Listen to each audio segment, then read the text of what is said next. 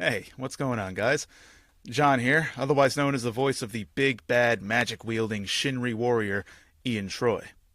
I'm excited to announce that I am back in the booth to finish narrating this epic adventure with Magic-Borne, the finale of the Crown of Stones Trilogy, written, of course, by C.L. Schneider. This book has got everything that I love about that high-stakes sort of epic, action-packed fantasy sword and sorcery adventure. It's got characters that you care so deeply about, and it's just an emotional roller coaster that takes them through all of the highs and lows of their journey. And the book is really just magical in every sense of the word.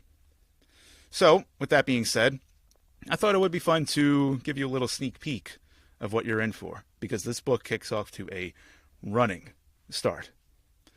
With that being said, enjoy this sneak preview of Chapter 1 from Magic-Borne, the epic conclusion of the Crown of Stones trilogy, written by C.L. Schneider, narrated by yours truly.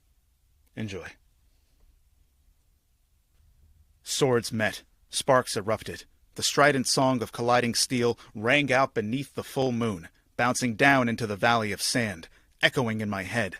The shockwave raced up my arms. It radiated through my overworked shoulders, painful and familiar. The tremor set off a different kind of spark, one that was deeper and far more troubling.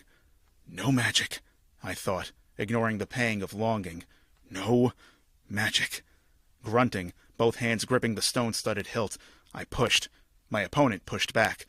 It wasn't much of a standoff, at least not one I was likely to win. His swarthy Langorian form was broad and hulking. His determination was unflagging, as was his stamina. The man possessed zero impulse to flee or survive. His instinct for self-preservation had been smothered, choked out of existence, his will and spirit restrained. One lone thought filled his spelled mind. Kill. The goal was chillingly apparent in the swirling red-black of his eyes. My boots slid, pebbles kicked up behind me. They only had one place to go. Over, as the crumbling edge of the cliff grew steadily closer. I dug deeper. I shoved harder. With a brief release of one hand from the hilt, I risked a punch. My knuckles split. His broad face, yet intact, cracked with only a smile. No magic. No magic. My internal chant continued. It was a weak weapon at best, a temporary deterrent in an unwinnable war I'd been fighting my whole life.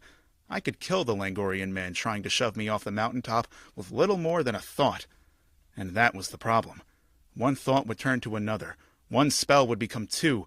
A little magic suddenly became a lot. And the glut of ancient power I'd given shelter to would rise up and imprint another scar on my skin. When too many scars had formed, I would change. I would become something else. I would be of no use to her. My opponent's eyes widened with delight. He laughed, spewing stale breath in my face, as he reveled in the sound of reinforcements clamoring up the rise. They were a ways off.